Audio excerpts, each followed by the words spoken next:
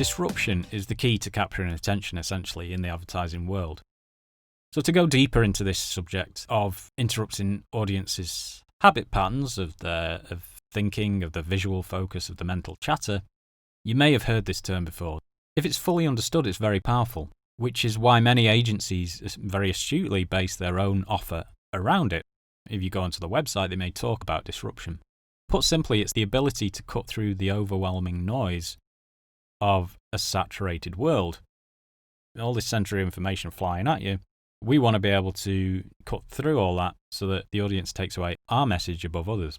Yet most campaigns that fail to land, they fail to land because they fall at this very important first hurdle, the capturing the attention side, which depends on disruption.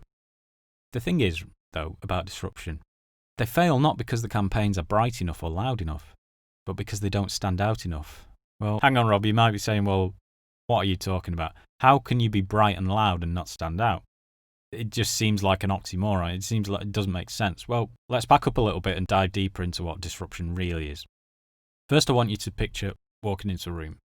Let's say it's a large room, and this room is really busy, and let's imagine that everyone in the room is dressed head to toe in neon colours, in pinks and yellows, in orange and green, and they're in these neon coloured t-shirts with matching trousers or leggings or whatever, however you imagine it.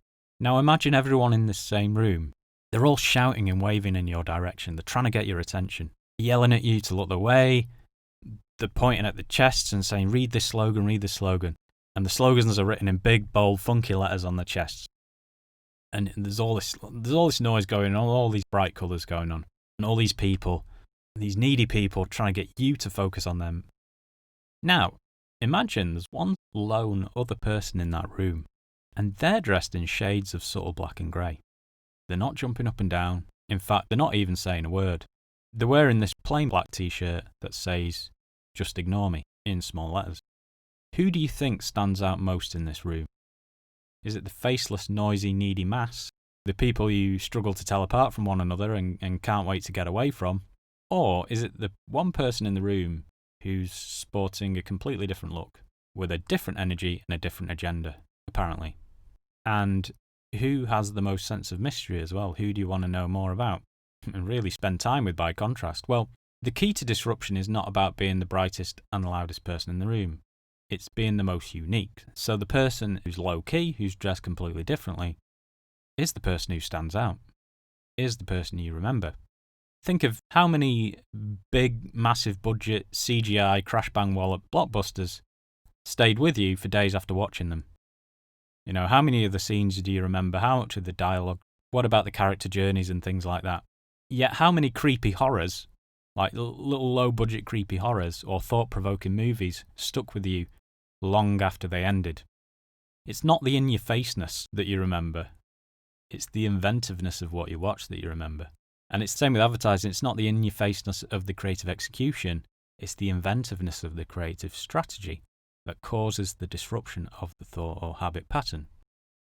Now, generally speaking, there are 4 levels of disruption, and there are 4 methods. The 4 levels of disruption, we're going to just generalize them down to 4. So the 4 levels of disruption, first of all, we've got disrupting the attention. So we just snap people out of what they're focusing on, what they're looking at, what they're listening. We just get their attention to go, oh, what's this? Then we've got disrupting the behavior, where we actually change the behavior of the person. We introduce a new habit or a new choice or a new decision.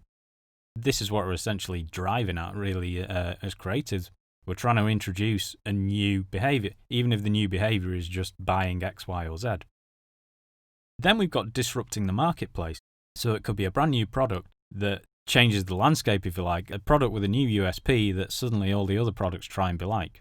Like if you think of the iPod when that came out, or the iPad. Suddenly there were loads of new tablets available because of that. Another example is watches.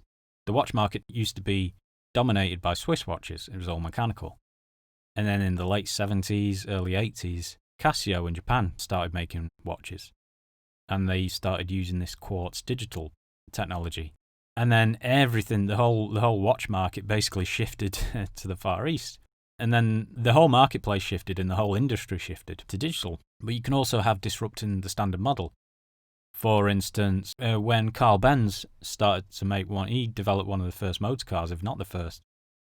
And obviously now known as Mercedes-Benz. Mercedes was an investor in Carl Benz because his old investor thought he was mad when he said he was going to invent the motor car, and he had to find a new investor, and that was Mercedes who came in.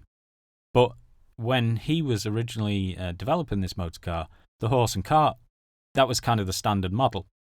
And everybody thought, oh, the horse and cart's going to be around forever. That's how we travel. This idea of the motor car is ridiculous.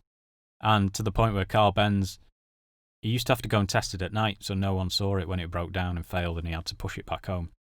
But obviously now the horse and cart is seen as is used as a metaphor for old-fashioned because the standard model was disrupted. So we've got 4 methods of disruption that tie into these, and as you'll see, they each kind of turn it on its head. So let's look at the first one. First of all, we can make a different kind of noise. Let's say you've got sports arenas. There's a ton of noise going on there, crowd cheering and shouting and everything else. Well, what does the referee use to stop the play, to get the players' attention in this really noisy environment? They use a whistle because it's shrill. It makes a completely different noise to everything else, and it cuts through the noise. Or you can go another way, like say a teacher. There'll be a really noisy class when they walk in. Let's say she stands at the front and doesn't make a single sound.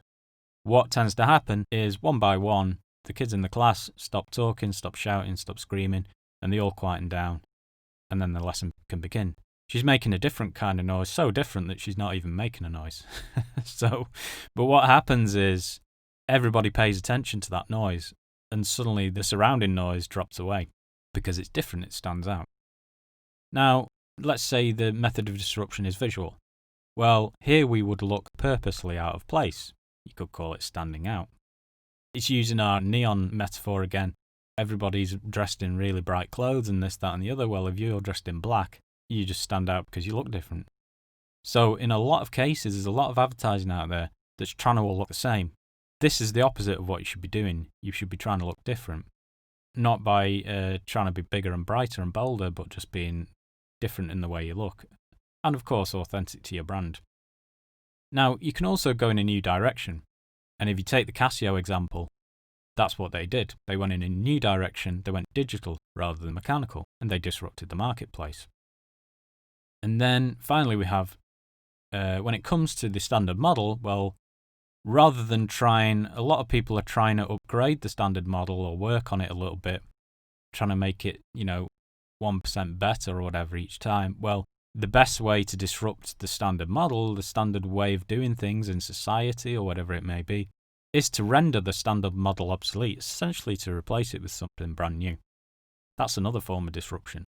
That's kind of beyond the realms of what we're doing here most of the time. Most of the time, we're going to be making a different noise, looking purposely out of place, or going in a new direction.